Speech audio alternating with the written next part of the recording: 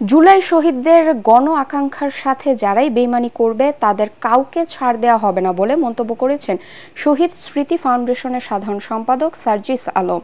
দুপুরে রাজশাহী জেলা শিল্পকলা একাডেমি মিলনায়তনে শহীদ পরিবারের মাঝে চেক হস্তান্তর অনুষ্ঠানে তিনি এ মন্তব্য করেন।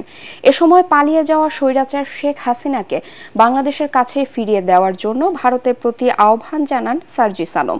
অনুষ্ঠানে রাজশাহী বিভাগে ৪৬ জন শহীদ পরিবারের প্রত্যেককে ৫ লাখ টাকার চেক প্রদান করা হয়।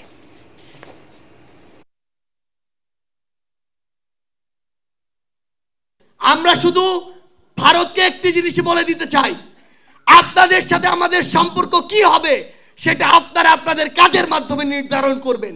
যেই খুনি হাসিনা এতগুলো মানুষকে খুন করে এই বাংলাদেশ থেকে পালিয়ে গিয়েছে, সেই খুনি হাসিনাকে আপনারা আশ্রয় দিয়েছেন। যদি এই বাংলাদেশের সাথে আপনাদের সম্পর্ক স্থাপন করতে চান, খুনি হাসিনাকে বাংলাদেশ